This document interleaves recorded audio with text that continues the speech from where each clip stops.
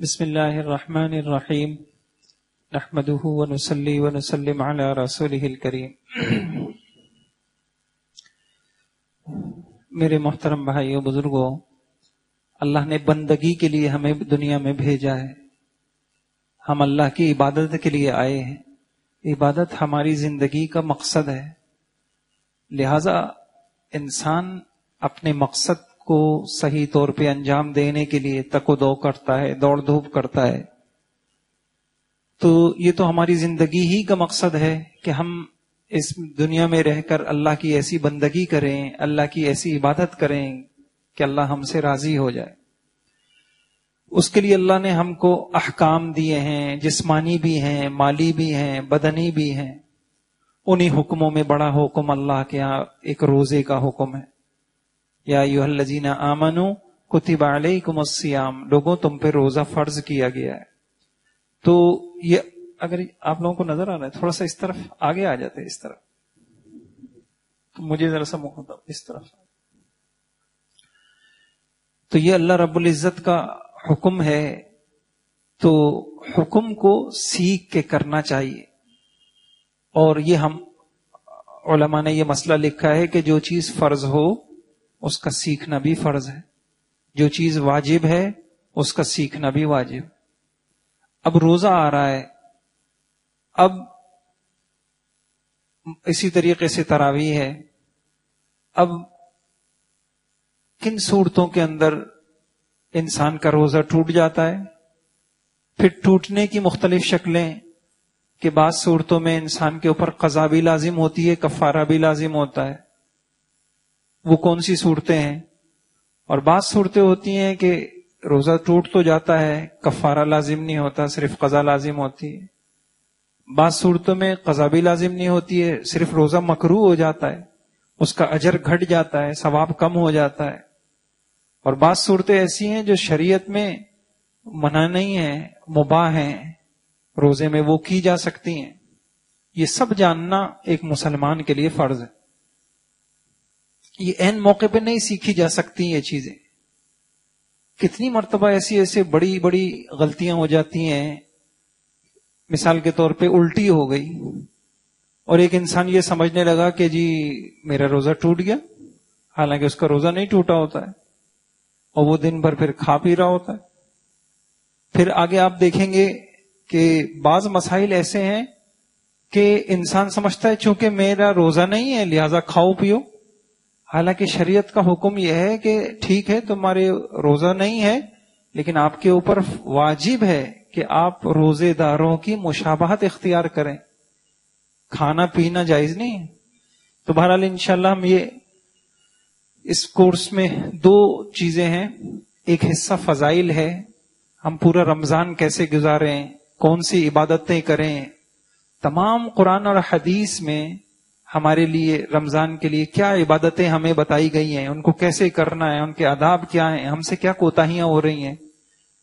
اور دوسرا حصہ انشاءاللہ مسائل کا ہے، تو کوشش کریں گے انشاءاللہ، اللہ کرے کہ آج کی نشست کے اندر یہ مسائل ہو جائیں۔ اچھا، اس میں میں ایک بات پھر عرض کروں گا کہ میں اکثر عرض کرتا ہوں کہ ہم یہاں اس نیت سے بیٹھے کہ انشاءاللہ ہم دین سیکھنے کے لیے بیٹھے ہیں، دین سننے کے لیے نہیں۔ سنتے سنتے تو ہماری زندگی گزر گئی اور ابھی تک ہمیں موٹے موٹے مسئلے، نماز کے سجدہ سہو کے مسئلے ہی نہیں آئے، تو ہم یہاں انشاءاللہ سیکھنے بیٹھے ہیں۔ صحابہ بڑی عمر میں سیکھتے تھے اور سیکھنے کے لیے بڑے فضائل آئے ہیں۔ سمندروں میں مچھلیاں دعائیں کرتی ہیں، اور اس کا طریقہ یہ ہوگا کہ میں جو تھوڑے مسائل ہیں وہ انشاءاللہ عرض کروں گا، اور اس کے بعد میں آپ کو موقع دوں گا، آپ اس کو تھوڑا سا دوہرا لیے گا۔ جب آپ اپنی زبان سے اس کو کہہ لیں گے، دوسرے سے سن لیں گے، تو اللہ کی ذات سے امید ہے کہ ساری زندگی کے لیے یاد ہو جائیں گے۔ تو یہ انشاءاللہ ہم دو روزے کے مسائل ہیں اور مختصر سے تراویح کے مسائل ہیں، یہ پڑھ لیں۔ روزے کے مسائل میں یہ 5 باتیں۔ پہلا، کن لوگوں کے لیے رمضان کا روزہ رکھنا فرض ہے، کن شرطوں کے ساتھ روزہ صحیح ہوگا۔ ابھی قریب میں آپ نے زکوٰۃ کی کلاس فہم زکوٰۃ وہ پڑھی، تو اس میں آپ نے ایک مسئلہ پڑھا کہ ہم جب زکوٰۃ ادا کرتے ہیں تو زکوٰۃ کی ادائیگی درست ہو جائے، صحیح ہو جائے، اس کے لیے کیا شرطیں؟ ایسے روزے کی ادائیگی کی بھی کچھ شرطیں۔ کن لوگوں کے لیے روزہ نہ رکھنا جائز ہے، کن وجوہات کی وجہ سے روزہ رکھ کر توڑ دینا جائز ہے، اور یہ اچھے خاصے لوگوں کو نہیں پتا ہوتا کن لوگوں کے لیے روزے داروں کی مشابہت اختیار کرنا واجب۔ تو 5 جہتوں سے انشاءاللہ ہم مسائل پڑھیں گے۔ پہلا عنوان ہے کہ کن لوگوں کے لیے روزہ رکھنا فرض ہے، تو جو مسلمان ہو، عاقل ہو، بالغ ہو۔ اچھا، ابھی قریب میں ہی آپ نے زکوٰۃ کے مسائل پڑھے تھے، تو آپ کو یاد ہوگا کہ کس شخص پہ زکوٰۃ فرض ہے۔ تو ہم نے پڑھا تھا مسلمان ہو، عاقل ہو، بالغ ہو، یہاں بھی یہی شرطیں ہیں۔ وہاں ہم نے یہ نہیں پڑھا تھا کہ تندرست ہو، کیوں؟ اس لیے کہ زکوٰۃ مالی عبادت ہے، اس کا آپ کے جسم سے کیا تعلق؟ روزہ بدنی عبادت ہے، اس میں بدن کو مشقت ہوتی ہے، تو اس میں یہ شرط ہے کہ تندرست ہو، اور ایک شرط یہ بھی ہے کہ مقیم ہو، مسافر نہ ہو۔ یہ انشاءاللہ پڑھ لیں گے کہ کتنا سفر پر جو ہے وہ روزہ معاف ہو جاتا ہے۔ نیز وہ عورت، اگر عورت ہے تو عورت کو جو پاکی ناپاکی کے ان کے ایام ہیں، تو عورت حیض و نفاس سے پاک ہو، ناپاکی کے ایام نہ ہو۔ تو یہ شرطیں کیا ہو گئی؟ مسلمان ہو، عاقل ہو، بالغ ہو، تندرست ہو، اور مقیم ہو، مسافر نہ ہو۔ اور اگر عورت ہے تو ایک شرط مزید ہے کہ وہ عورت پاک ہو، ناپاک نہ ہو۔ اگلی بات، کن شرطوں کے ساتھ روزہ صحیح ہوگا؟ پہلی بات، اگر عورت روزہ رکھ رہی ہے تو اس کا روزہ اسی وقت صحیح ہو سکتا ہے کہ جب وہ عورت پاکی کی حالت میں ہو، حیض و نفاس کی حالت میں ہو۔ دوسری شرط، روزہ مفسدات سے خالی ہو۔ مفسدات یعنی وہ چیزیں جن سے روزہ ٹوٹ جاتا ہے۔ روزہ ٹوٹ جاتا ہے کھانے سے، پینے سے، ازدواجی تعلق سے۔ تفصیل انشاءاللہ ہم آگے پڑھیں گے۔ تو روزہ اس وقت صحیح ہوگا جب یہ 3 باتیں نہ پائی جائیں، روزہ ہو اور کھائے نہ، روزہ ہو اور انسان پیے نہیں، اور روزہ ہو ازدواجی تعلق نہ ہو۔ اور تیسری شرط، روزے کی نیت بھی ہو۔ اس لیے کہ شریعت کا اصول یہ ہے کہ ایک ہے کوئی کام انسان عادتاً کرتا ہے۔ اگر ایک آدمی دن بھر نہیں کھائے پیے، وہ نہ کھانا عبادت نہیں بنے گی، نہ کھانا جب نیت کر کے ہوگا تو عبادت بنے گی۔ تو بہرحال یہ 3 چیزیں ہیں۔ اچھا، اس میں ایسا کر لیں، تھوڑا سا آپ ان 2 باتوں کو دوہرا لیں، کیونکہ آگے نیت کے کچھ مسئلے ہیں، اہم مسئلے ہیں، وہ میں انشاءاللہ عرض کروں گا۔ آپ 2 باتوں کو یہ دوہرا لیجئے کہ نمبر 1، کن لوگوں کے اوپر رمضان کا روزہ فرض ہے، اور نمبر 2، رمضان کا روزہ صحیح ہونے کے لیے 3 شرطیں کیا ہیں۔ آپ اس کو دوہرا لیں جی، اس پہ ثواب ملتا ہے۔ یہ بہت بڑی ثواب کی چیز ہے، یہ ہمارے رواج میں نہیں رہا، ورنہ صحابہ ایسے ہی سیکھتے تھے حلال حرام کے مسائل۔ جی، بسم اللہ الرحمن الرحیم۔ اچھا، ہم نے یہ بات پڑھی کہ روزہ صحیح ہونے کی 3 شرطیں ہیں، 2 مرد عورت دونوں کے لیے ہیں اور 1 عورت کے ساتھ خاص ہے۔ مرد عورت دونوں کے لیے جو شرطیں ہیں وہ یہ ہیں کہ ہم روزہ رکھنے کے بعد کھانا نہ ہو، پینا نہ ہو، ازدواجی تعلق نہ ہو، اور نمبر 1، یہ روزہ خالی بھوکا نہ رہے، آدمی پیاسا نہ رہے، نیت کرے۔ اب یہ اہم بات ہے کہ نیت جو ہے، نیت کسے کہتے ہیں؟ وہ جو ہم ابھی رمضان میں کارڈ ملیں گے، وَبِصَوْمِ غَدٍ نَوَيْتُ مِنْ شَهْرِ رمضان، کیا وہ نیت اس چیز کا نام ہے؟ نہیں۔ نیت کسے کہتے ہیں؟ زبان سے نیت کرنا ضروری نہیں، صرف یہ دھیان اور ارادہ کر لینا کافی ہے کہ آج میرا روزہ ہے، اور وہ ہر مسلمان کا ہوتا ہی ہے۔ رات کو نیت تھی، صبح اٹھوں گا، سحری کروں گا، روزہ رکھوں گا، بس وہ نیت ہو گئی۔ اگر آنکھ نہیں بھی کھلی تو چون وہ نیت کافی ہے، وہ دل کے ارادے کا نام ہے۔ اچھا، یہ بہت اہم مسئلے ہیں، میں آپ کو انشاءاللہ، یہ اکثر لوگ سوال کرتے ہیں، اور آج زندگی گزر گئی روزے رکھتے رکھتے یہ مسئلہ حل نہیں ہوتا۔ انشاءاللہ آج منٹوں میں حل ہو جائے گا، آپ اس کو غور سے سمجھنے کی کوشش کریں۔ ایک مسئلہ لوگ اکثر یہ پوچھتے ہیں، اکثر یہ شوال کے روزے میں پوچھتے ہیں، رمضان میں بھی پوچھتے ہیں۔ کیا پوچھتے ہیں؟ وہ میرا ارادہ تھا شوال کے روزے رکھنے کا، میری آنکھ نہیں کھلی سحری میں۔ اب ظہر کے وقت یہ مسئلہ پوچھ رہے ہوتے ہیں، ظہر کی نماز میں ملتے ہیں نا، ظہر کی نماز میں پوچھ رہے ہوتے ہیں تو کیا میں نے ویسے کچھ کھایا نہیں ہے، ناشتہ نہیں کیا ہے، اگر میں ابھی نیت کر لوں تو میرا روزہ ہو جائے گا؟ تو انشاءاللہ آج آپ کو اس کو اصول بتاتے ہیں کہ کن روزوں کے لیے رات سے نیت کرنا ضروری ہے، اور وہ کون سے روزے ہیں جن کے لیے رات سے نیت کرنا، رات کا مطلب یہ ہے کہ صبح صادق سے پہلے. کچھ روزے ایسے ہیں جن میں صبح صادق سے پہلے نیت کرنا ضروری ہے. اگر آپ نے صبح صادق سے پہلے روزوں کی نیت نہیں کی تو آپ کا روزہ نہیں ہوگا.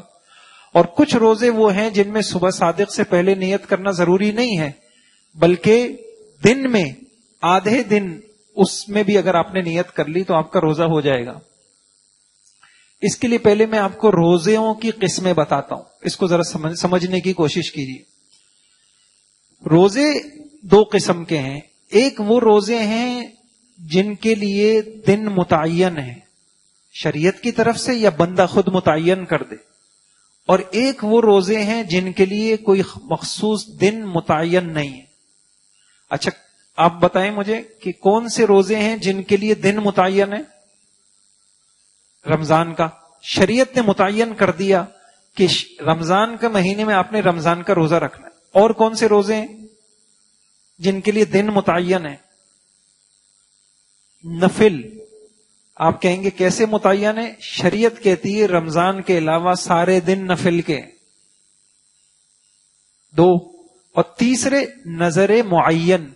کسی نے کہا اگر میرا بیٹا پاس ہو گیا تو میں پیر کے دن روزہ رکھوں گا، تو بندے نے خود متعین کر دیا پیر کا دن، میرا بیٹا پاس ہو گیا میں منگل کے دن روزہ رکھوں گا. تو ایک بات آپ کے ذہن میں آ گئی کہ 3 قسم کے روزے ہیں جن کے لیے دن متعین ہے، اور اس کے علاوہ جتنے روزے ہیں ان کے لیے کوئی دن متعین نہیں ہے. کسی نے رمضان کا روزہ نہیں رکھا، اس کو قضا رکھنی ہے. شریعت کہتی ہے جس دن بھی رکھو، دن متعین نہیں ہے. شوال میں رکھ لو، ذوالقعدہ میں رکھ لو، ذی الحجہ میں رکھ لو. ایسے ہی کفارات کے روزے ہیں. کسی نے قسم کا کفارہ ہے اور کوئی کفارے ہیں ان کے روزے ہیں. اور ایسے ہی نظر غیر معین. کسی نے یہ نظر مانی کہ میرا بیٹا پاس ہو گیا تو میں 2 روزے رکھوں گا. اب دیکھیے اس نے نظر تو مانی روزے کی لیکن دن متعین نہیں کیا. تو اب ایک بات آپ کے سامنے یہ آ گئی کہ کچھ روزے ایسے ہیں جن کے لیے دن متعین ہوتے ہیں اور کچھ روزے ایسے ہیں جن کے لیے دن متعین نہیں. اب اصول سمجھ لیں نیت کا. جن روزوں کا دن متعین ہے ان روزوں کے لیے صبح صادق سے پہلے نیت کرنا ضروری نہیں ہے، بلکہ آدھے دن تک کسی وقت بھی آپ نیت کر لیں آپ کا روزہ ہو جائے گا. مثلا رمضان کا روزہ ہے، اس کے لیے دن متعین نہیں ہے. اب آپ نے رات کو نیت نہیں کی تھی. بعض اوقات ایسا ہوتا ہے کہ انسان کو سفر پہ جانا ہے، اس نے کہا کہ یار میں نہیں رکھوں گا، لیکن کیا ہوا صبح آپ نے صبح صادق سے پہلے نیت نہیں کی روزے کی. اسی طرح یعنی فجر کی نماز بھی آپ نے پڑھ لی، 8 بج گئے، 9 بج گئے، 10 بج گئے، 11 بج گئے، 12 بج گئے، کچھ کھایا پیا نہیں ہے لیکن نیت نہیں کی. 12 بجے 11 بجے آپ نیت کرتے ہیں کہ ٹھیک ہے میں روزہ رکھتا ہوں تو روزہ ہو جائے گا آدھے دن تک. لیکن میں ایک بات بتاؤں، دن ایک ہوتا ہے شریعت والا دن. شریعت کا دن جو شروع ہوتا ہے وہ کب سے شروع ہوتا ہے؟ صبح صادق سے. اور ایک وہ دن ہوتا ہے جو عتیق بھائی ہمارے پڑھاتے ہیں، سورج نکلا تارے بھاگے دنیا والے سارے جاگے، کہ سورج جب نکلتا ہے تو پھر وہ دن شروع ہوتا ہے. شریعت کا دن وہ نہیں ہے. شریعت کا دن صبح صادق سے شروع ہوتا ہے. اب طریقہ کیا ہے؟ تو شریعت کا حکم یہ ہے کہ جن روزوں کے ایام متعین ہیں تو آدھے دن تک آپ نے اگر کچھ کھایا پیا نہیں ہے آپ روزے کی نیت کر سکتے. اب آدھا دن کیسے پتا چلے گا؟ تو صبح صادق کا وقت نوٹ کریں، غروب کا وقت نوٹ کریں، درمیان کے گھنٹوں کو شمار کر لیں اور ان کا نصف کر لیں. تو پہلے نصف کے اندر آپ وہ نیت کر سکتے. مثلا اگر آج کے اعتبار سے کریں، صبح صادق کتنے بجے ہو رہی ہے؟ 4:52. 4:52 پہ صبح صادق ہے. اور غروب کتنے بجے ہے؟ مغرب کا وقت. جی زور سے 6:53. آدھا کر لیں، آدھا کر لیں، مجھے وقت بتائیں. 4:52 سے 6:53 کا آدھا کریں. جی نہیں وقت بتائیں. 12:30 11 11:45. تو 11:45 سے پہلے تک آپ نیت کر سکتے. یہ طریقہ سمجھ میں آ گیا. لیکن یہ کن روزوں کے لیے؟ وہ روزے جن کا دن متعین ہے، یا نہیں رمضان کے روزے، نفلی روزے اور نظر معین کا روزہ. تو جو روزے ایسے ہوں تو شریعت کہتی ہے کہ صبح صادق سے پہلے نیت کرنا ضروری نہیں ہے، آدھے دن تک آپ نیت کر سکتے ہیں. اور آدھا دن سے کیا مطلب ہے وہ میں نے عرض کر دیا. ایک دوسرا مسئلہ کہ کن روزوں کے لیے ان روزوں کا نام لینا یعنی دل میں ضروری ہے کہ میں فلانا روزہ رکھ رہا ہوں، اور کن لوگوں کے روزوں کے لیے نام لینا ضروری نہیں ہے، مطلق نیت سے ادا ہو جاتے. تو وہاں بھی یہی اصول ہے. جن روزوں کا شریعت نے دن متعین کر دیا اس میں بھی صرف آپ نے یہ نیت کی میں روزہ رکھتا ہوں، ہو جائے گا. یہ کہنا ضروری نہیں ہے کہ میں رمضان کا روزہ رکھتا ہوں. یہ کہنا ضروری نہیں ہے کہ میں نظر معین کا روزہ رکھتا ہوں. آپ نے نظر مانی ہوئی تھی کہ پیر کے دن میں روزہ رکھوں گا، بس پیر کا دن آ گیا، آپ نے دل میں یہ نیت کرتی میں روزہ رکھتا ہوں، روزہ ہو جائے گا. تو اب یہ میں دوبارہ عرض کر دیتا ہوں، نیت سے متعلق دو اہم سوال کہ کون سے روزے ہیں جن میں صبح صادق سے پہلے نیت کرنا ضروری ہے، اور کون سے روزے ہیں جن میں صبح صادق سے پہلے نیت کرنا ضروری نہیں ہے، آدھے دن تک آپ نیت کر سکتے. دوسرا سوال، وہ کون سے روزے ہیں کہ جن کی نیت میں ان روزوں کا متعین کرنا ضروری ہے کہ میں فلانا روزہ رکھتا ہوں، اور وہ کون سے روزے ہیں جس میں یہ کہنا کہ میں فلاں روزہ رکھتا ہوں یہ ضروری نہیں ہے. تو اب آسان سا جواب یہ ہوگا کہ جن روزوں کے دن متعین ہیں ان میں نہ رات سے نیت کرنا ضروری ہے، نہ ان روزوں کا نام لے کر متعین کرنا ضروری. اس میں دونوں شک. اور جو روزے متعین نہیں ہیں تو اس میں دونوں چیزیں ضروری ہیں. نمبر 1 سحری صبح صادق سے پہلے نیت بھی ضروری ہے، اور یہ طے کرنا بھی ضروری ہے کہ میں فلانا روزہ رکھ رہا ہوں. مثال کے طور پر کوئی کفارے کا روزہ رکھ رہا ہے تو اس کے لیے یہ ضروری ہوگا، یہ نہیں کہ اس کے لیے ضروری ہوگا کہ دل میں یہ خیال لائے کم سے کم میں وہ فلاں جو میں نے کفارے کے روزے میرے اوپر ہے میں وہ والا رکھ رہا ہوں. اور یہ بھی ضروری ہوگا کہ وہ صبح صادق سے پہلے روزے کی نیت کر لے. ایسا نہیں ہے کہ دن میں آدھے دن تک کھایا پیا نہیں تھا، دن میں کسی وقت بھی نیت کر لے، ایسا نہیں. یہ نیت کے 2 اصول ہیں، ذرا سا دوہرا لیں اس کو کہ کن روزوں کے لیے صبح صادق سے پہلے نیت کرنا ضروری ہے، کن کے لیے نہیں، اور کن روزوں کے لیے متعین کرنا ضروری، کن کے لیے نہیں. آپ وہیں بیٹھے ہوگا تو بتایا دیا کہ روزہ صحیح ہوگا جب روزے میں کھائیں نہیں پیے نہیں، ازدواجی تعلق نہ ہو، اور روزے میں نیت ہو. پھر نیت میں 2 بنیادی مسئلے تھے، وہ مسئلے حل ہو گئے. یہ اصول بھی آپ کو سمجھ میں آ گئے. اچھا اب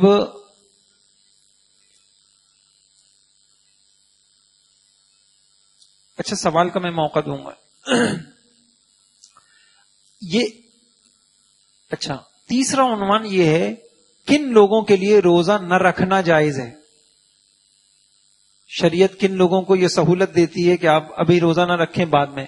تو اس کو دیکھ لیں. نمبر 1 مریض، نمبر 2 مسافر، نمبر 3 خواتین میں جو حاملہ ہیں یا جو بچوں کو دودھ پلانے والی ہیں، نمبر 4 انتہائی بوڑھا آدمی یا مایوس مریض جو نہ فی الحال روزہ رکھنے کی طاقت ہو جسے نہ آئندہ کسی موسم میں امید ہو.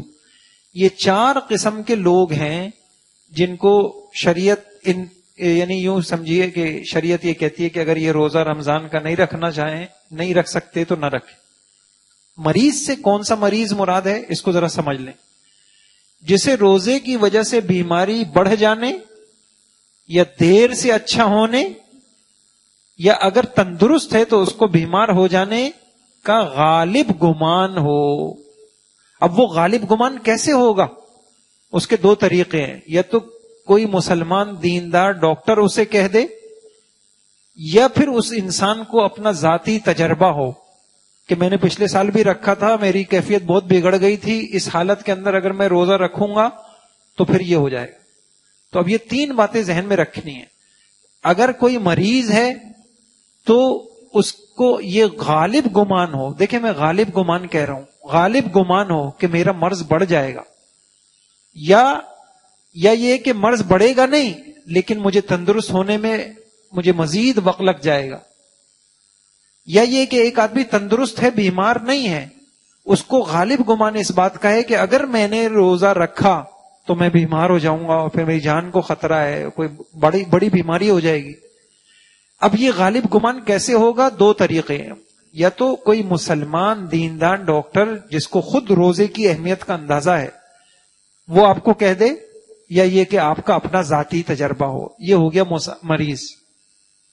نمبر 2 مسافر، لیکن مسافر سے کیا مراد ہے؟ ایسا مسافر جو سفر شرعی جو 77 کلومیٹر بنتا ہے اس کی نیت ہو۔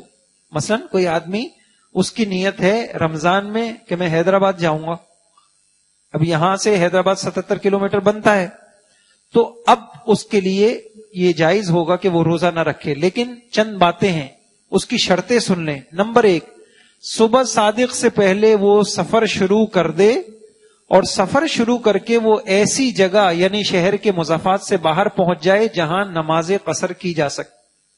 اب اسی کا الٹ لے لیں، اگر اس نے سفر تو کرنا ہے اور 48 میل کا ہی کرنا ہے لیکن سحری ہو چکی، اس نے سفر شروع نہیں کیا، صبح صادق ہو گئی، اب اس کے لیے جائز نہیں ہے کہ وہ روزہ نہ رکھے۔ یا یہ کہ اس نے صبح صادق سے پہلے سفر شروع کر دیا لیکن جب سحری کا وقت ختم ہوا تو وہ اپنے شہر کے اندر ہی تھا، اب بھی اس کے لیے جائز نہیں ہے کہ وہ روزہ نہ رکھے، اس کو رکھنا پڑے گا۔ اب ایک ہی صورت ہے کہ صبح صادق سے پہلے اس نے سفر شروع کیا اور اتنا سفر طے کر لیا کہ جس وقت سحری کا وقت ختم ہوا تو وہ کہاں تک پہنچ چکا تھا؟ جہاں جا کر اس کے لیے نماز قصر جائز ہے۔ اور آپ پڑھ چکے ہیں کہ نماز قصر کب جائز ہوتی ہے؟ جب انسان اپنے شہر کی آبادی سے نکل جائے۔ تیسری شرط، اور اس سفر میں اس نے کسی جگہ 15 دن ٹھہرنے کی نیت نہیں کی ہو۔ اگر اس نے کسی مقام پر جا کر 15 دن ٹھہرنے کی نیت کر لی تو وہ مقیم بن گیا، اور آپ نے پیچھے پڑھا تھا کہ کن لوگوں کے اوپر روزہ فرض ہے، اس میں سے مسلمان عاقل بالغ پر، تندرست پر، مقیم پر، تو مقیم پر روزہ فرض ہے۔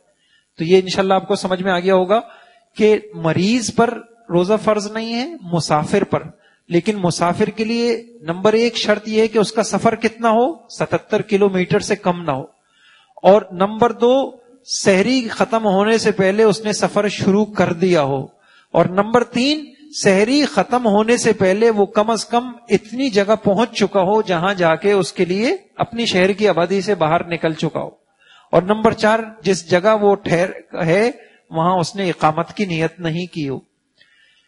نمبر 3 خواتین ہیں تو حاملہ ہیں یا دودھ پلانے والی ہیں جسے روزہ رکھنے کی صورت میں اپنی یا اپنے بچے کی جان کا یا بیمار ہونے کا یا بیماری میں اضافے کا یا تاخیر سے اچھا ہونے کا غالب گمان ہو تو اس کے لیے اجازت ہے کہ وہ روزہ نہ رکھے۔ لیکن اگر شوہر مالدار ہے، وہ کوئی دودھ پلانے والی رکھ کر دودھ پلوا سکتا ہے تو دودھ پلانے کی وجہ سے ماں کو روزہ چھوڑ دینا درست نہیں۔ لیکن اگر بچہ ایسا ہے وہ اپنی ماں کے علاوہ کسی کا دودھ نہیں پیتا تو پھر یہ گنجائش ہے۔ اچھا، یہ نمبر 4 کن لوگوں کے لیے جائز ہے وہ روزہ نہ رکھیں؟ انتہائی بوڑھا یا ایسا مریض جو نہ فی الحال روزہ رکھ سکتا ہو نہ آئندہ کسی بھی موسم میں امید ہو۔ مثلا بعض ایسے بیمار ہوتے ہیں وہ یہ گرمی کے روزے تو نہیں رکھ سکتے، لیکن ان کو یہ ہوتا ہے کہ جو سردی کے ایام میں روزے رکھ لوں گا تو ان کو پھر سردی کے ایام میں قضا کرنی ہوگی۔ یہ میں مسئلہ جو بتا رہا ہوں یہ وہ بتا رہا ہوں کہ یہ جو انتہائی بوڑھا اور مایوس مریض، ان کے لیے شریعت کہتی ہے کہ بس اب روزہ آپ کے اوپر معاف ہو چکا ہے، آپ روزے کا فدیہ دے سکتے۔ باقی جو اوپر گزرے، یہ حاملہ ہے، اسی طریقے سے یہ مریض ہے، مسافر ہے، ان کے لیے فی الوقت روزہ نہ رکھنا تو جائز ہے، لیکن یہ نہیں ہے کہ یہ لوگ فدیہ دیں گے۔ ان کے لیے صرف شریعت نے اتنی گنجائش دی ہے، آپ بیمار ہیں ٹھیک ہے، آپ ابھی رمضان میں روزہ نہ رکھیں، جب آپ تندرست ہو جائیں آپ روزے کی قضا کریں۔ مسافر ہے، شریعت کہتی ہے آپ سفر میں ٹھیک ہے آپ روزہ نہ رکھیں، لیکن جب آپ سفر سے اپنے مقام پہ پہنچ جائیں تو آپ کو روزے کی قضا کرنی ہے. لیکن یہ جو چوتھا ہے ان کو کیا کہتی ہے شریعت؟ جب آپ آئندہ بھی نہیں روزہ رکھ سکتے تو اب آپ کیا کرنا ہے؟ اب آپ کو فدیہ دینا ہے. اب فدیہ کی تفصیل میں انشاءاللہ آگے عرض کرتا ہوں. فدیہ کے احکام. فدیہ کس کو دیں گے؟ تو جو شرطیں آپ نے پڑھی تھی، جو مستحق زکوٰۃ ہیں انہیں کو فدیہ دیں گے. فدیہ ایک روزے کا فدیہ کتنا ہے؟ لیکن میں پھر عرض کروں گا، فدیہ کون دے گا؟ مریض نہیں، مسافر نہیں. فدیہ دے گا مایوس مریض جو کبھی بھی روزہ نہیں رکھ سکتا، اور دوسرا انتہائی بوڑھا. فدیہ کتنا ہے؟ صدقہ فطر کے برابر 2.25 کلو گندم یعنی غلہ یا رقم. جس دن اب 2.25 کلو کی قیمت کیسے دیکھی جائے گی؟ جس دن فدیہ دے رہے ہیں اس دن کی رقم دیکھی جائے گی. اس دن کی 2.25 کلو کتنے کی آ رہی؟ یا تو رقم دے دیں. اگر کسی نے مثال کے طور پہ بہت مایوس مریض ہے یا بوڑھا ہے، وہ روزہ نہیں رکھ سکا، تو فدیہ دے گا. 30 فدیہ دے گا 30 روزوں کے. اور ایک فدیہ کتنا ہوگا؟ 2 کلو گندم کی رقم. اور اگر وہ یہ بھی کر سکتا ہے کہ ایک مسکین کو صبح شام پیٹ بھر کے کھانا کھلا دے، یا ایک مسکین کو لیکن ایک مسکین کو ایک فدیے سے کم نہ دے، ہاں ایک فدیے سے زیادہ دے سکے. مثلا آپ نے ایک فدیے کی رقم 2.25 کلو گندم ہے. اب آپ یہ نہیں کر سکتے کہ 2 مسکینوں کو دے دیں. کم سے کم ایک مسکین کے پاس پوری اتنی رقم آنی چاہیے. فدیہ کب دینا ہے؟ رمضان شروع ہونے سے پہلے فدیہ دینا درست نہیں ہے. جیسے آپ نے زکوٰۃ میں مسئلہ پڑھا تھا کہ جو صاحب نصاب ہی نہیں بنا، صاحب نصاب بننے سے پہلے اگر کوئی زکوٰۃ دیتا ہے تو زکوٰۃ ادا نہیں ہوگی. جیسے کوئی آدمی ظہر کا وقت داخل نہیں ہوا، وہ نماز پڑھتا ہے تو نماز نہیں ہوگی. رمضان شروع ہو جائے تو پورے رمضان کا فدیہ بھی دے سکتا ہے. ایک بوڑھا ہے، اس کو پتا ہے کہ میں روزہ نہیں رکھ سکتا، جیسی رمضان شروع ہو 30 روزوں کا فدیہ اکٹھا دے سکتا ہے.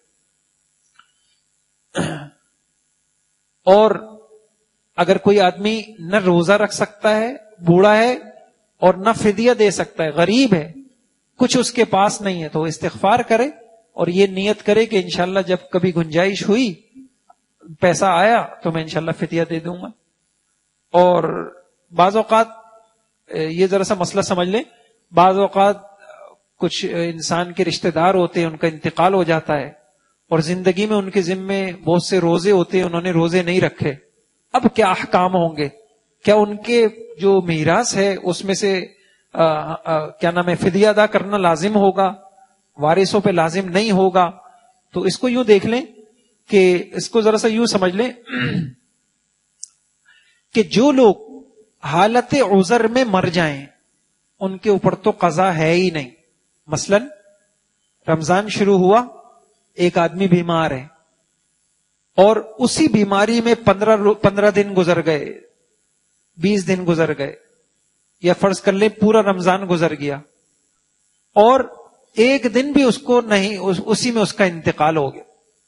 تو چونکہ اس مریض کو کچھ ایسے ایام ملے ہی نہیں جس میں وہ کیا کرتا، اپنی قضا رکھتا، لہذا اس کے اوپر تو کوئی فدیہ ودیہ ہے ہی نہیں، نہ وصیت ہے. یا مسافر ہے، حالت سفر میں تھا، اسی میں اس کا انتقال ہو گیا، تو جب وہ اپنے مقام پہ پہنچا ہی نہیں تو اس کے اوپر تو قضا نہیں ہے. لیکن اگر کوئی مریض ہے، وہ مرض کی حالت میں رمضان تھا، اس کے بعد عید کے بعد وہ تندرست ہو گیا، تو اس کو چاہیے تھا کہ جلد از جلد وہ قضا کر لے، لیکن اس نے قضا نہیں کی. اس نے قضا نہیں کی. اور فرض کر لیجئے کسی آدمی کے رمضان کے 15 روزے قضا ہوئے تھے اور عید کے بعد اس کو 15 دن مل گئے، اس نے قضا نہیں کی اور اس کے بعد اس کا انتقال ہو گیا. تو اب کیا حکم ہوگا؟ اب یہ دیکھا جائے گا کہ اس شخص نے وصیت کی تھی یا نہیں کی تھی.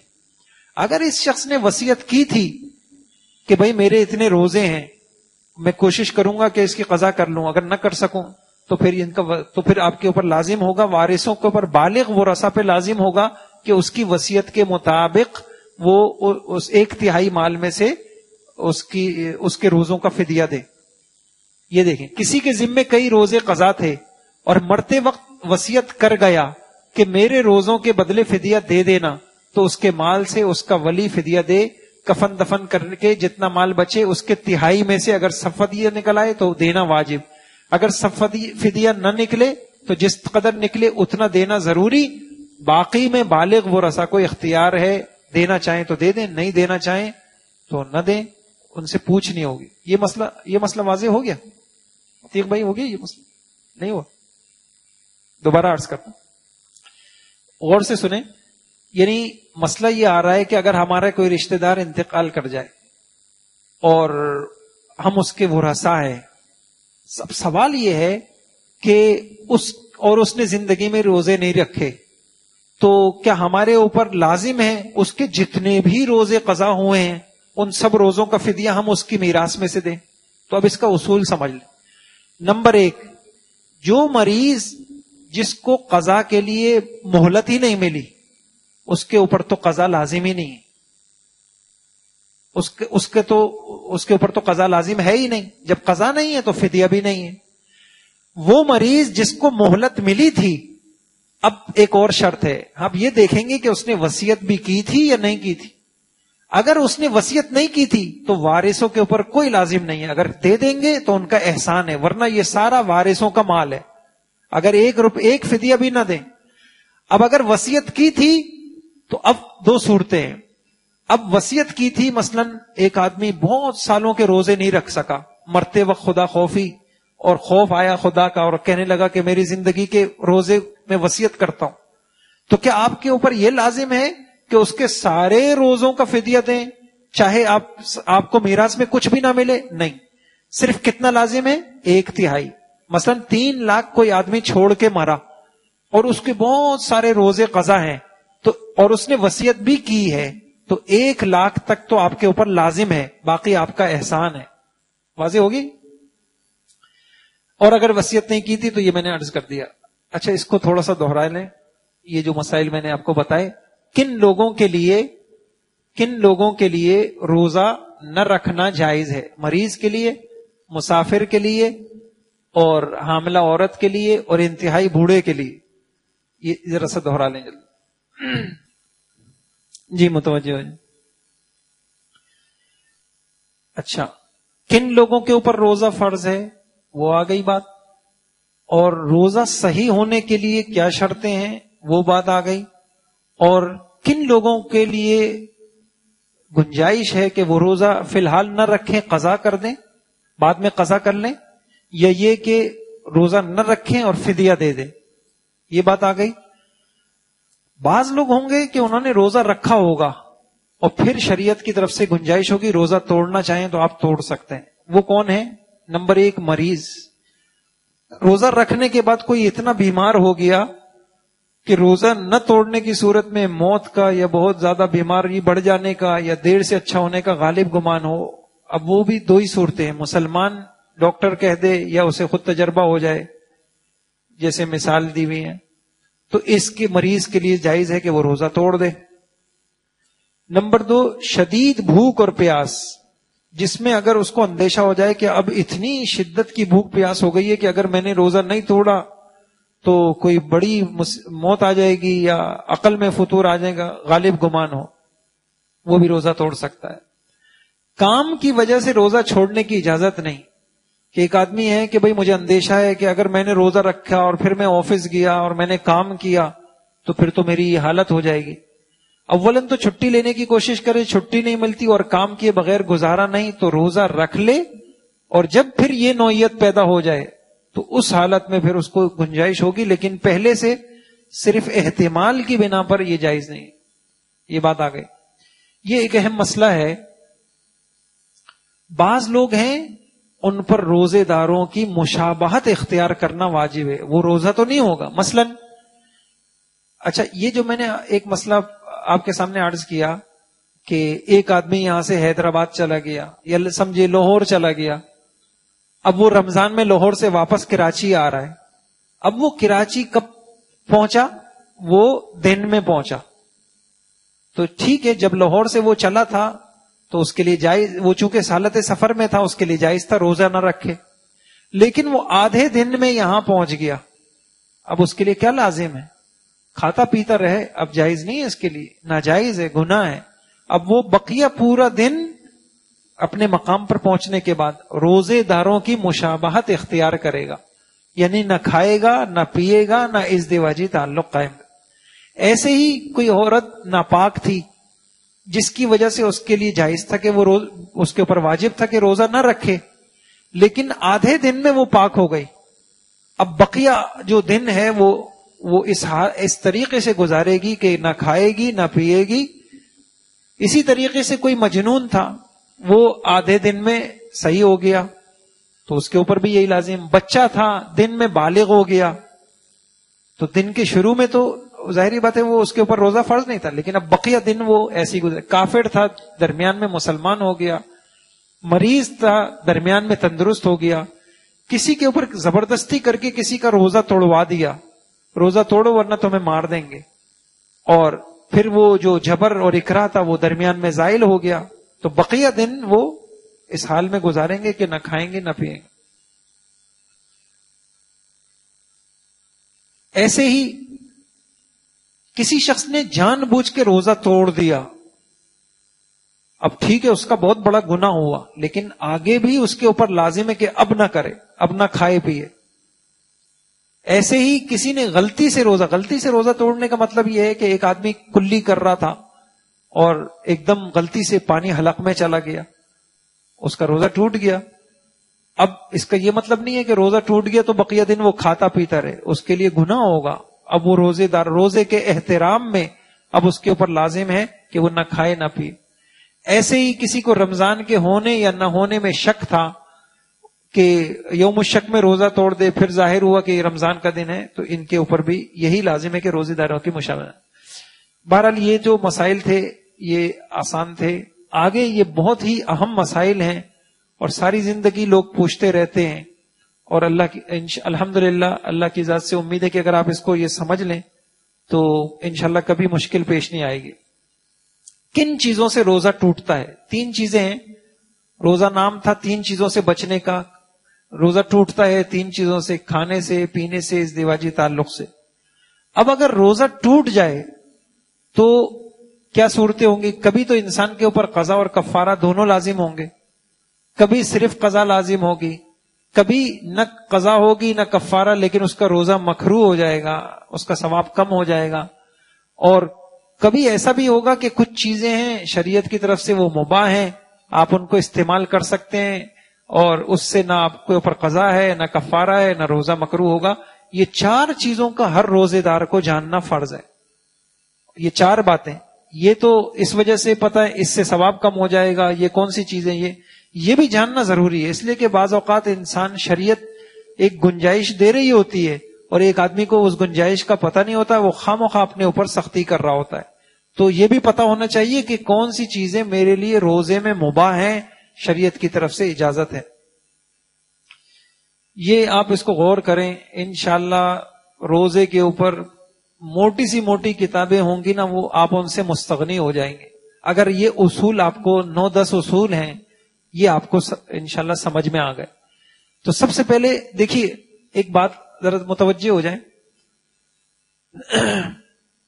روزے کو میں اگر انسان نے بڑا جرم کیا تو سزا بھی بڑی ملے گی، اور اس کے اوپر شریعت کہے گی کہ ایک روزے کے بدلے ایک روزہ بھی رکھو، اور اس کے اوپر کفارے کے 2 مہینے کے لگاتار روزے رکھو۔ اگر بڑا جرم کیا ہے تو بڑی سزا، اور اگر جرم چھوٹا ہے تو شریعت کہے گی کہ صرف قضا کر لو۔ اور اگر جرم نہیں ہے، کوئی انسان نے ایسی حرکت کر لی جس سے اندیشہ ہو گیا کہ روزہ ٹوٹ جائے گا، روزہ ٹوٹنے کے قریب ہے، اندیشہ ہے، تو یہ صورت مکروہ کی ہوتی۔ اب کون سی صورتیں ہیں؟ یہ اس کے بڑے زبردست یہ اصول ہیں، آپ ذرا سے ان کو ذرا اچھی طریقے سے ذہن میں بٹھانے کی کوشش کریں کہ تو یہ فرق آپ کے سامنے آ جائے گا۔ پہلی بات تو یہ ذہن میں رکھیں کہ بڑے جرم پہ کفارہ آتا ہے، چھوٹے جرم پر، چھوٹا تو نہیں ہے رمضان کا، لیکن یہ کہ بڑے سے کم ہو تو پھر قضا آتی۔ اب جرم بڑا کب ہوتا ہے؟ یہ ہم نے یہاں کچھ 9 چیزیں لکھی ہیں، آپ اس کو دیکھیں۔ آپ کو یہ فیصلہ کرنے کے لیے کہ کب کفارہ آئے گا، کب قضا ہوگی، کب مکروہ ہوگا، اس کے لیے آپ کو ان جہتوں سے غور کرنا ہوگا۔ جس کو یہ چیزیں سمجھ میں آ گئیں تو انشاءاللہ اس کے لیے وہ ہوگا. سب سے پہلی بات تو یہ سمجھیے، پہلی جہت، ایک ہے روزہ نہ رکھنا اور ایک ہے رکھ کے توڑ دینا. اب آپ مجھے بتائیے جرم کون سا بڑا ہے؟ نہ رکھنا بڑا جرم ہے یا رکھ کے توڑ دینا بڑا جرم ہے؟ رکھ کے توڑ دینا بڑا جرم ہے. تو کفارہ کس پہ آئے گا؟ رکھ کے توڑنے پر آئے گا، نہ رکھنے پہ بس مسئلہ آسان ہو گیا. کوئی دنیا کا روزہ ایسا نہیں ہے کہ آپ نہ رکھیں اور شریعت کہے آپ کے اوپر کفارہ ہے. ہاں رکھ کے توڑیں گے تو کفارہ. اب دیکھیے کیا لکھا ہوا ہے، روزہ رکھنے کے بعد توڑا ہو تو قضا بھی ہے کفارہ بھی ہے. اور اگر کسی نے نہیں رکھا، خواہ روزہ رکھنے کے بعد توڑا ہو یا اچھا قضا کے لیے دونوں باتیں ہیں، یعنی یہاں کفارے کے ساتھ قضا بھی لکھی ہوئی ہے نا. ایک آدمی نے رکھنے کے بعد توڑ دیا، قضا تو آنی ہی آنی ہے. اور ایک آدمی نے فرض روزہ نہیں رکھا، رمضان کا کوئی روزہ نہیں رکھا، اس کے اوپر قضا ہے.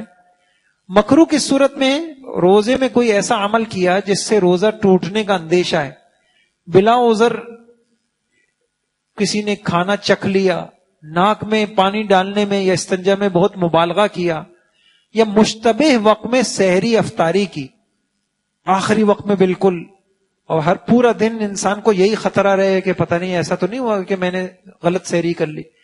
روزے میں کوئی ایسا عمل کرنا جس سے ایسی کمزوری ہو جائے کہ روزہ توڑنا پڑ جائے، جیسے بعض حضرات کے لیے پچھنا لگوانا، محنت مشقت والا کام.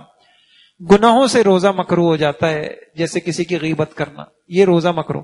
تو ایک اصول آپ کے سامنے آ گیا. آپ کو یہ جاننا چاہتے ہیں کہ کون سی صورت میں کفارہ ہوگا، کون سی صورت میں قضا. تو پہلی بات یہ ہے کہ روزہ رکھ کے جب توڑا ہوگا تو کفارہ صرف اس صورت میں ہوگا، نہ رکھنے پہ کفارہ نہیں. دوسری بات، ہر شخص پہ کفارہ نہیں ہے. آپ کو یہ دیکھنا ہوگا کس نے روزہ توڑا ہے. تندرست اور مقیم توڑے گا تو کفارہ ہے، مریض یا مسافر توڑے گا تو صرف کیا ہے؟ قضا ہے. تندرست آدمی، ایک آدمی بالکل صحیح ہے، اس کو کوئی مسئلہ نہیں ہے، بھوک کا، پیاس کا، بیماری کا، پھر بھی وہ روزہ توڑ دیتا ہے تو اس کے اوپر قضا بھی آئے گی، کفارہ بھی آئے گا. اور ایک آدمی مریض ہے، مسافر ہے، وہ توڑ دیتا ہے تو میں نے عرض کیا کہ جب اس کا مرض ختم ہو جائے گا اس کے بعد صرف قضا آئے گی. تو یہ بھی دیکھنا ہوگا ان مسائل کو جاننے کے لیے کہ کس نے توڑا ہے. تیسری جہت، یہ بہت اچھی طرح سمجھیے گا، کون سا روزہ توڑا ہے. کفارہ صرف رمضان کا روزہ ہو اور رمضان کا بھی ادا روزہ ہو، اور یہ والی بات نہیں معلوم ہوتی اکثر کو، اور وہ بھی وہ ہو جس کی نیت انسان نے صبح صادق سے پہلے کی ہو. ابھی میں نے ایک مسئلہ آپ کو بتایا کہ رمضان کا روزے میں صبح صادق سے پہلے نیت ضروری نہیں ہے، آدھے دن تک آپ کر سکتے ہیں. فرض کر لیجئے کوئی آدمی وہ رمضان کا روزہ رکھ رہا تھا اور اس کی نیت اس نے سحری میں نہیں کی تھی، اس نے 10 بجے کی تھی، روزہ تو صحیح ہے. پھر 11 بجے اس نے روزہ توڑ دیا تو کفارہ آئے گا؟ کفارہ نہیں آئے گا. کفارے کے لیے یہ شرط ہے کہ رمضان کا توڑا ہو، ادا توڑا ہو، اور وہ بھی وہ ہو جس کی نیت اس نے کب کی ہو؟ صبح صادق سے پہلے. اب آپ دیکھ لیجئے، اگر رمضان کا توڑا لیکن رمضان کا قضا روزہ، ایک آدمی شوال میں رمضان کے روزے قضا کر رہا تھا اور روزہ رکھنے کے بعد اس نے توڑ دیا، کفارہ آئے گا؟ نہیں آئے گا. اسی نے رمضان کا ادا روزہ توڑا لیکن اس کی نیت اس نے صبح صادق کے بعد کی، یا غیر رمضان کا توڑا. تو یہ جہت کیا ہو گئی کہ کفارے کے مسائل جاننے کے لیے یہ دیکھنا ہوگا کہ کون سا روزہ توڑا ہے. تو صرف یہ یاد رکھ لیے کہ رمضان کا توڑا ہو، ادا توڑا ہو، جس کی نیت صبح صادق سے پہلے کی. تو 3 جہتیں آپ کے سامنے آ گئیں کفارے کے مسائل جاننے کے لیے، کہ ہم یہ معلوم کریں گے کہ کسی آدمی نے روزہ نہیں رکھا یا رکھ کے توڑا ہے، پھر یہ دیکھیں گے کہ کس نے توڑا ہے، پھر یہ دیکھیں گے کہ کون سا توڑا ہے. یہ دوہرا لیں آپ، یہ دوہرا لیں یہ بات. یہ قضا اور کفارے میں فرق آپ کو واضح ہو جائے گا.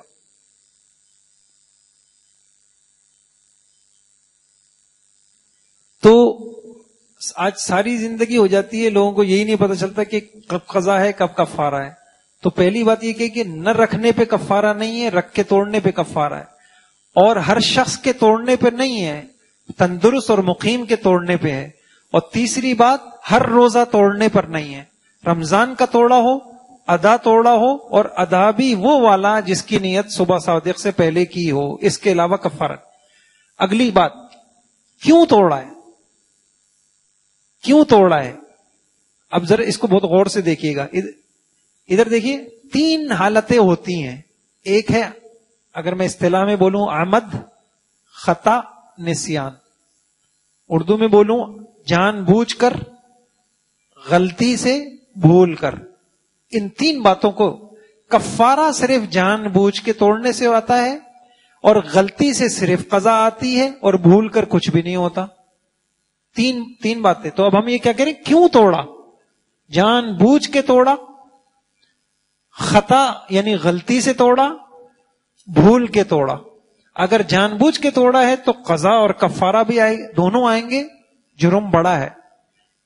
غلطی سے توڑا ہے، غلطی میں نے بتا دی، غلطی کا مطلب ہے کہ پانی پی رہا تھا اور کلی کر رہا تھا، اور غلطی سے جو ہے کیا ہوا، حلق میں پانی چل گیا، قضا آئے گی. اور بھول کے پانی پی لیا کسی نے تو روزہ ٹوٹا ہی نہیں. اچھا یہاں ایک بات اور ہے، ذرا یہ بہت اہم اصول سمجھیے گا. کسی بے بنیاد شبہ کی وجہ سے توڑا یا کسی بنیادی شبہ کی وجہ سے توڑا. بے بنیاد شبہ کیا ہوتا ہے؟ کسی نے سرما لگایا یا اپنے جسم سے کسی کو خون دیا. بہت غور سے سنیے گا، بعض لوگ ہوتے ہیں نا کسی مریض کو خون دے دیا، اب وہ خون دینے کے بعد کوئی آدمی سوچنے لگا کہ یار میرا تو روزہ ٹوٹ گیا، جب میرا روزہ ٹوٹ گیا تو میں کھا پی سکتا ہوں. تو اتنی آسانی سے نہیں. اگر اس صورت میں اس نے کھایا پیا تو 60 روزے مستقل اس کو رکھنے ہوں گے. کیسے؟ تو آپ نے یہ فضول قسم کا شبہ آپ کو یہ ہو گیا. روزہ تو چیز کے اندر داخل کرنے سے ٹوٹتا ہے، یہ نکالنے سے کیسے ٹوٹ گیا؟ اچھا یہ اصول بھی سمجھ لیں، صرف ایک مقام ہے جس میں کسی چیز کے جسم سے نکلنے سے روزہ ٹوٹتا ہے، باقی کوئی دنیا میں ایسی چیز، ہمیشہ روزہ کسی چیز کو جسم میں داخل کرنے سے ٹوٹ. تو آپ کو یہ شبہ کیسے ہو گیا کہ خون نکلوا کر کے میرا روزہ ٹوٹ گیا؟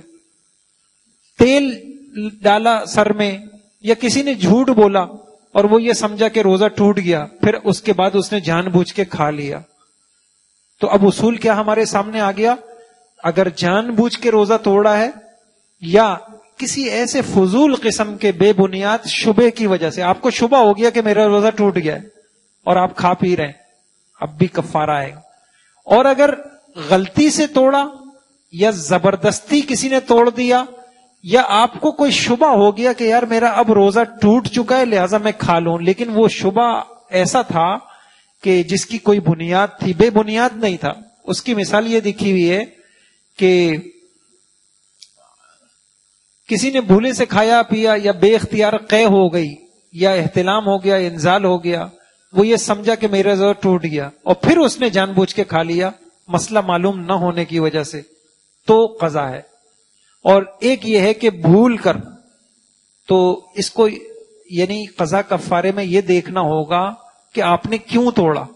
تو کفارے میں کیا ہوگا؟ جان بوجھ کے توڑا ہو اور بنا کسی بنیادی وجہ کے توڑا ہو، بے بنیاد شبے کی وجہ سے، تو کفارہ ہے.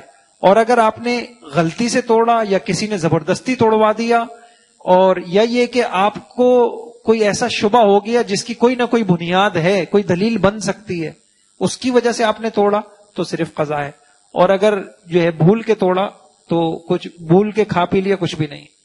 اچھا یہ بھی ایک اہم مسئلہ ہے. پھر یہ بھی دیکھا جائے گا آپ نے کیا چیز کھائی پی استعمال کی ہے. ہر چیز کے منہ اندر ڈالنے سے کفارہ نہیں آتا. بات وہی ہے کہ جرم بڑا ہو تو کفارہ ہے، جرم بڑا نہ ہو تو کفارہ نہیں، قضا ہے. تو کفارے کے لیے آپ 3 باتیں ذہن میں رکھیں. ہر وہ چیز جو غذا ہو یا دوا ہو یا اس میں مزہ ہو، ایسی چیز اگر اندر جائے گی تو کفارہ ہوگا. اب انہی تینوں چیزوں کا الٹ لگا لیں. ایسی چیز منہ کے اندر گئی جو غذائی نہیں ہے، کسی نے لوہا کھا لیا، پتھر کھا لیا، مٹی کھا لی، یا نہ غذا ہے نہ دوا ہے نہ اس میں مزہ ہے.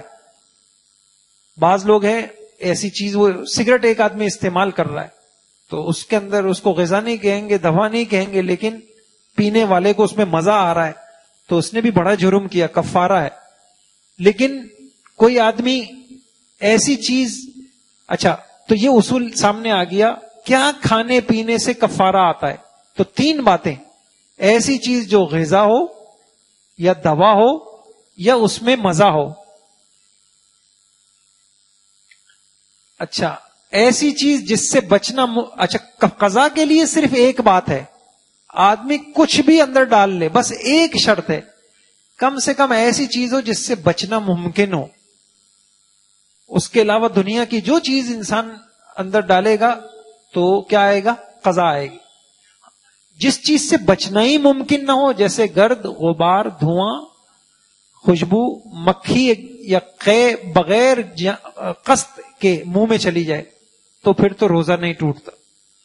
اب یہ دیکھیے، کفارے کے لیے میں نے کہا تھا کہ وہ چیز غذا ہو. روزے میں وہ جو بھی ہو، غذا ہونا، دوا ہونا، اس میں مزہ ہونا، یہ شرط نہیں. جیسے بہت زیادہ آنسو پسینے کو نگل گیا، پتھر کسی نے کھا لیا، لکڑی، مٹی، کنکر، لوہے کا ٹکڑا کھا لیا، انڈا چھلکے سمیت کوئی نگل گیا، انہیلر استعمال کیا، لفافے کا گوند چاٹ کے تھوک نگل لیا، پان کے اجزاء نگل لیے، مکھی، گرد و غبار کو جان بوجھ کے کوئی آدمی حلق کے اندر لے گیا، تھوڑی سی آئی ہوئی قے کو نگل گیا. اب قے غذا نہیں ہے، گندی چیز ہے، لیکن کوئی آدمی جان بوجھ کے نگل لیتا ہے تو یہ قضا ہے. اچھا، اسی طریقے سے دھونی لینا، کلی کرتے وقت حلق میں پانی چلا جانا، کسی کا بھپارا لینا، منہ سے نکلنے والے خون کو تھوک کے ساتھ کوئی نگل لے.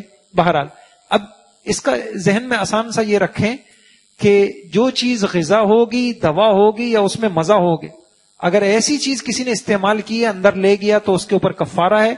اور اگر کوئی ایسی چیز ہے جو غذا نہیں ہے، دوا نہیں ہے، تو پھر اس میں صرف قضا ہے. اور اگر ایسی چیز ہے جس سے بچنا ہی ممکن نہیں ہے تو اس پہ کچھ بھی نہیں ہے. اس کو ذرا سا دوہرا لیں، یہ دو باتیں. کفارے کے لیے یہ دیکھا جائے گا کیوں توڑا، اور کیا کھایا پیا، کیا چیز استعمال کی، یہ دو چیزیں دوہرا لیں. نہیں ہوا؟ تو اب دیکھیے، کفارہ، قضا، روزے کا ٹوٹنا نہ ٹوٹنا، اس فرق کے لیے آپ کو یہ چیزیں دیکھنی ہیں. رکھا ہے، نہیں رکھا، یا رکھ کے توڑا، کس نے توڑا، کون سا روزہ توڑا، کیوں توڑا، اور کیا کھا پی کے توڑا. اس سے قضا کفارے کے مسئلوں میں فرق آ جائے گا. اب ایک چیز اور ہے کہ اگر کوئی چیز انسان نے اپنے پیٹ میں ڈالی ہے تو کہاں سے ڈالی ہے؟ منہ سے ڈالی ہے، یا فرض کر لیجئے آپریشن ہوا، اس کے ذریعے سے کوئی چیز پیٹ میں چلی گئی. احکام میں فرق آ جائے گا. کفارہ صرف اس صورت میں آئے گا جب کوئی چیز پیٹ میں گئی ہو یا حلق میں گئی ہو منہ کے ذریعے سے، باقی کسی چیز میں کفارہ نہیں ہے. بہت ساری علاج کی صورتیں. اور قضا کے لیے کیا ہے؟ اچھا، یہاں پہ بھی پہلے میں تین باتیں بتا دیتا ہوں. ایک تو انسان کے جسم میں کچھ قدرتی اللہ پاک نے منفذ رکھے ہیں، سوراخ رکھے ہیں، اور کچھ غیر قدرتی ہیں، اور کچھ انسان کے جسم میں مسام ہے، انسان کے جسم میں مسامات ہیں. تو مسام کے ذریعے سے اگر کوئی چیز اندر جاتی ہے، جیسے انسان کے جسم سے پسینہ نکلتا ہے، تو ظاہری بات ہے جب انسان اگر بہت دیر تک پانی میں رہے گا تو مسامات کے ذریعے سے کوئی چیز اندر بھی جائے گی. تو مسامات کے ذریعے سے اگر کوئی چیز اندر جائے تو اس سے روزہ نہیں ٹوٹتا.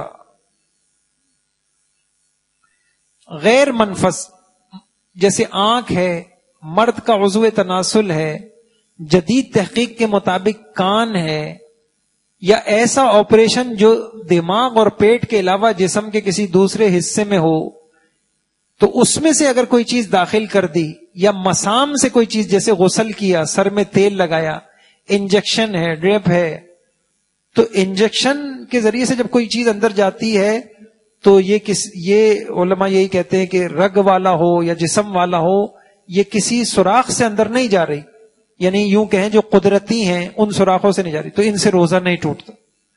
دوسری چیز کیا ہے کہ جو انسان کے جسم میں قدرتی سوراخ ہیں، منہ ہے، ناک ہے، پیشاب پخانے کی جگہ ہے، یا عورت اسی طریقے سے اندام نہانی ہے. اب یہ قدرتی ہیں یا غیر قدرتی؟ جیسے پیٹ میں آپریشن ہوا اور کسی نے اندر دوا لگائی، وہ معدے تک پہنچ گئی، تو ان صورتوں میں قضا آئے گی. اور صرف منہ سے تو خلاصہ کیا ہوا کہ اگر کوئی ایک بات تو یہ دیکھیں کہ پیٹ میں جب کوئی معدے، یہ آگے آ رہی ہے بات، معدہ، حلق، دماغ، صرف ان 3 جگہوں میں کوئی چیز جائے گی تو روزہ ٹوٹے گا.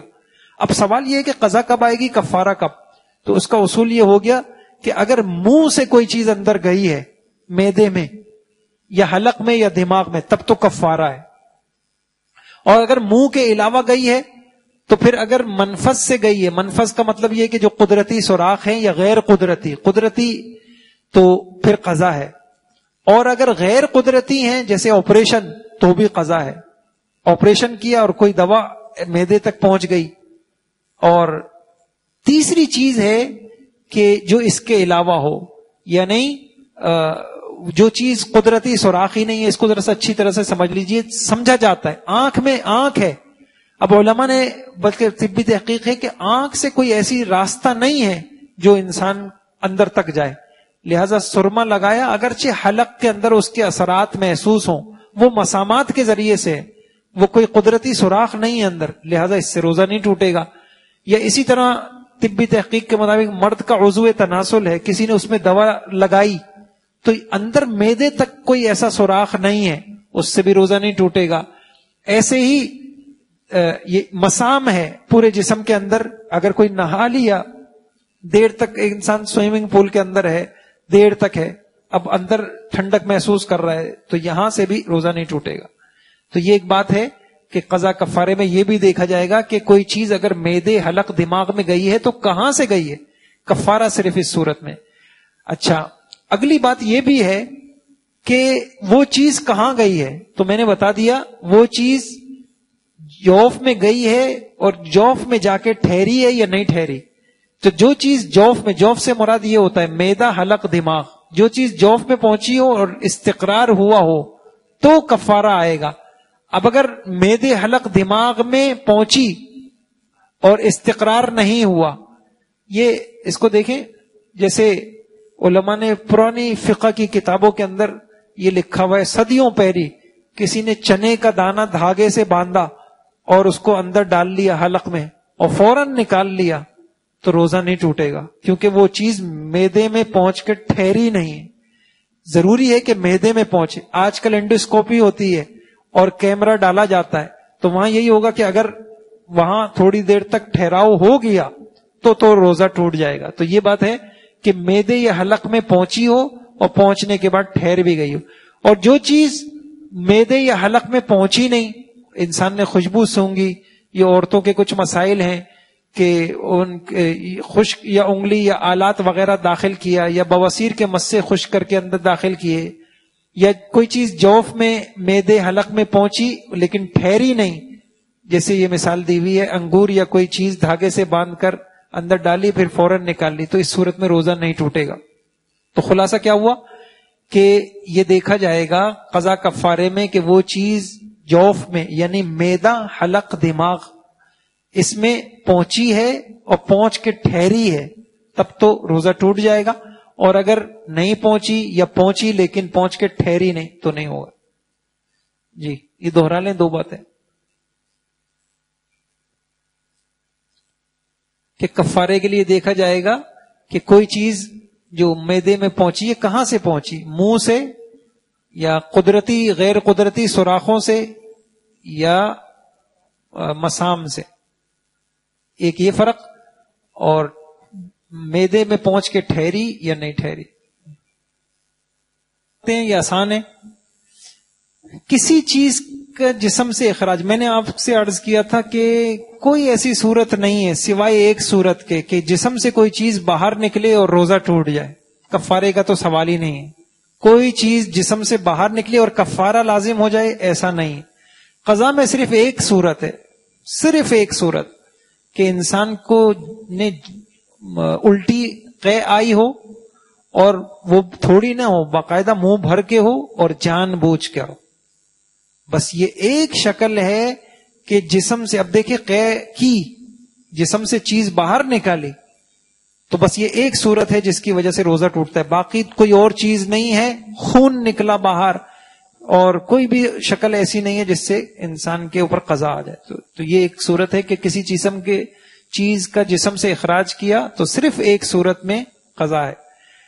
اچھا، کفارے کے لیے یہ بھی دیکھنا پڑے گا کہ آپ کسی آدمی نے روزہ توڑ دیا، توڑنے کے بعد تو اسے کوئی قدرتی عذر نہیں پیش آیا. کتنی آسانیاں ہیں شریعت میں. کسی نے جان بوجھ کے روزہ توڑا، بلا وجہ توڑا، اور رمضان کا توڑا، اور جو ہے لیکن کیا ہوا؟ توڑنے کے بعد وہ بیمار ہو گیا. غروب سے پہلے وہ کیا ہو گیا؟ بیمار ہو گیا. یا عورت تھی، عورت نے توڑا تھا، اس کو حیض اور نفاس آ گیا. اچھا، یہاں سفر والا مسئلہ نہیں ہے کہ ورنہ تو ہیلا بن جائے گا کفارے سے بچنے کے لیے ایک آدمی روزہ توڑ دے اور اس کے بعد کیا نکل جائے؟ حیدرآباد نکل جائے. تو یہ ایسا نہیں ہے، صرف مرض اور حیض نفاس ہے. تو اگر توڑنے کے بعد بھی کسی کو قدرتی عذر پیش نہ آنا، یہ کفارے کے لیے شرط ہے. اگر روزہ توڑ دیا پھر اس کو عذر پیش آ گیا تو بھی اس کے اوپر کفارہ نہیں ہے. اور قدرتی عذر حیض نفاس پیش آ گیا تو پھر صرف قضا ہے. یہ 9 باتیں ہیں. 9 باتیں ہو گئی. کوئی سنا سکتا ہے؟ بڑی خوشی ہوگی. یعنی میں یہ عرض کر رہا ہوں کہ اس پہچان میں کون سی صورتوں میں کفارہ آئے گا، کون سی صورتوں میں صرف قضا ہوگی، اور کس صورت میں صرف جو ہے، یہ اتنے بڑے اصول ہیں. آپ اتنی موٹی موٹی کتابیں دیکھیں، وہ بات نہیں سمجھ میں آئے گی جو آپ کو یہ 9 باتوں سے سمجھ. چلیں ایک ایک کر کے، جس کو سب سے پہلی چیز کیا دیکھیں گے؟ بولیں آپ لوگ. پہلی چیز، رکھ کے توڑا یا نہیں رکھا تو کیا ہوگا اس میں؟ اگر رکھ کے توڑا تو کیا ہوگا؟ کفارہ. اور اگر نہیں رکھا تو صرف کیا ہوگی؟ قضا ہوگی. اچھا، دوسری چیز کوئی اور بولے، علماء کے علاوہ کوئی بولے. جی، دوسری چیز کیا دیکھیں گے؟ کس نے توڑا تو کیا حکم ہے اس کا بتائیے. کفارے کا پہلے بتا دیں. مقیم نے اور تندرست نے توڑا تو کیا ہوگا؟ کفارہ ہوگا.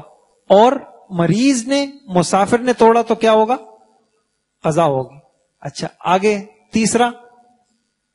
جی، کون سا توڑا تو کیا اصول ہے اس کا؟ رمضان کا ہو، ادا ہو، اور صبح صادق سے پہلے اس کی نیت کی ہو. یہ والا توڑا تو کیا ہے؟ قضا بھی ہے، کفارہ. اور اگر قضا کس میں ہے؟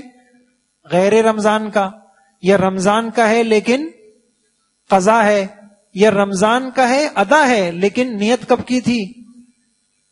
اچھا، کتنی باتیں ہو گئی؟ 3 ہو گئی. اچھا، چوتھی بتائیں. ہے کیسے توڑا؟ کیسے توڑا کہہ رہے ہیں؟ ہاں، کھا پی کے توڑا تو کیا دیکھیں گے؟ ہاں، کوئی چیز اگر پیٹ میں گئی ہے، معدے حلق میں، تو یہ بھی دیکھا جائے گا کہاں سے گئی ہے. کہاں سے گئی ہے؟ کفارہ کس صورت میں ہے؟ صرف ایک صورت میں کہ جب کہاں سے گئی ہو؟ منہ سے گئی ہو. اور قضا کس صورت میں ہے؟ چاہے منہ سے گئی ہو، چاہے قدرتی سوراخوں سے گئی ہو. جیسے انسان کی بیماری کی بات صورتیں ہیں، اور یا غیر قدرتی سوراخ ہیں، جیسے آپریشن وغیرہ کے ذریعے سے کوئی چیز معدے میں چلی گئی. اور کون سی صورت ہے جس میں کچھ نہیں ٹوٹتا؟ کس سے؟ مسامات سے. اگر کوئی چیز گئی ہوگی تو پھر روزہ نہیں ہوگا. اچھا، کتنی چیزیں؟ ہاں، آنکھ ہے، اس سے اندر کوئی سوراخ نہیں ہے. کان ہے، جدید طبی تحقیق کے مطابق اندر کوئی سوراخ نہیں ہے. لہذا کان کی، آنکھ میں دوا ڈالنا، روزہ ٹوٹے گا؟ نہیں ٹوٹے گا. کان میں دوا ڈالنے، دیکھنے میں یہ سوراخ ہے لیکن طب کہتی ہے کہ اندر، میں نے آپ سے کہا تھا کہ کہاں جانا چاہیے؟ معدے میں یا حلق میں. تو یہاں سے معدے میں کچھ نہیں جا سکتا، یہاں سے معدے میں کچھ نہیں جا سکتا، تو اس سے بھی نہیں ہوگا. کتنی باتیں ہو گئی؟ 4. پانچویں، کیوں توڑا؟ کیا دیکھیں گے؟ کیوں توڑا تو کفارہ کس صورت میں؟ جان بوجھ کے توڑنے میں. اور قضا کس صورت میں؟ غلطی سے یا زبردستی، یہ بھی. اور بھولنے سے کچھ نہیں. اچھا، ایک بات رہ گئی، بے بنیاد شبے والی. ایسے فضول قسم کا شبہ کہ میں یوں سمجھا تھا کہ میں نے خون چونکہ نکلوایا ہے لہذا روزہ ٹوٹ گیا، اس لیے میں نے جو ہے نا جا کے جو ہے وہ کھا لیا پی لیا، تو اب کیا ہوگا؟ شریعت آپ کہے گی یہ فضول قسم کا شبہ ہے، مسئلے سیکھتے آپ. اچھا یہ بات ہو گئی. کتنی باتیں ہو گئی؟ 5. نمبر 6، کیا کھا کے پی کے وہ کیا، تو اس میں کفارہ کس صورت میں؟ غذا ہو، دوا ہو، یا کوئی ایسی چیز ہے جس میں ایک انسان لذت لے رہا ہے. اور قضا کے لیے یہ شرط ہے؟ قضا کے لیے غذا ہونا شرط ہے؟ نہیں ہے. ایک آدمی لکڑی کھا لے، پیتل کھا لے، تانبا کھا لے، مٹی کھا لے، لیکن ایک بات فقہاء نے لکھی ہے، اگر کوئی عادی ہے مٹی کھانے کا، وہ مٹی کھائے گا تو اب آپ بتائیے اس کے لیے قضا بھی آئے گی اور کفارہ بھی آئے گا. اچھا یہ ہو گیا. کتنی باتیں ہو گئی؟ 6. اور 7واں، وہ چیز جب اندر گئی ہے کہاں گئی ہے؟ معدے میں گئی ہو، حلق میں گئی ہو، دماغ میں گئی ہو اور جا کے ٹھہری ہو، تو اس صورت میں قضا بھی آئے گی، کفارہ بھی آئے گا. اور ایک کتنی ہو گئی؟ 7 ہو گئی. 8ویں اور کوئی بتائے جی؟ جسم سے کسی چیز کے نکلنے سے کفارہ آئے گا، قضا آئے گی. صرف ایک صورت ہے، وہ کیا؟ الٹی کی ہو، منہ بھر کے کی ہو، جان بوجھ کے کی ہو، بس ایک چیز ہے. اچھا آخری چیز، آخری بات، وہ کیا؟ روزہ توڑنے کے بعد کوئی قدرتی عذر پیش نہ آنا بھی کفارے کے لیے شرط ہے. ایک آدمی نے ساری باتیں پائی جا رہی ہیں، اس نے رمضان کا توڑا، ادا توڑا، کھا پی کے توڑا، معدے میں کوئی چیز چلی گئی، بغیر عذر شرعی کے توڑا، اور تندرست نے توڑا، لیکن وہ آدھے دن کے بعد کیا ہو گیا؟ وہ آدمی بیمار ہو گیا، قدرتی عذر اس کو پیش آ گیا، یا عورت تھی اس کو حیض آ گیا، تو اب بھی کیا ہو جائے گا؟ کفارہ ساقط ہو جائے گا. یہ آ گئی سمجھ میں؟ الحمدللہ. اگر یہ آپ کو آ گئی تو پوری گارنٹی سے کہہ رہا ہوں کہ اتنی بصیرت ہو جائے گی انشاءاللہ روزے کے مسائل میں. اب یہ بس تھوڑا سا اور لے لیتا ہوں، یہ بات ختم کرتا ہوں. آپ نے بس صرف یہ 2 باتیں پڑھ لیں گے، بات ختم کرتا ہوں. یہ بات پڑھی، روزہ کتنی چیزوں سے ٹوٹتا ہے آپ بتائیے؟ 3 چیزوں سے، کھانے سے، پینے سے، اور کس چیز سے؟ ازدواجی تعلق سے.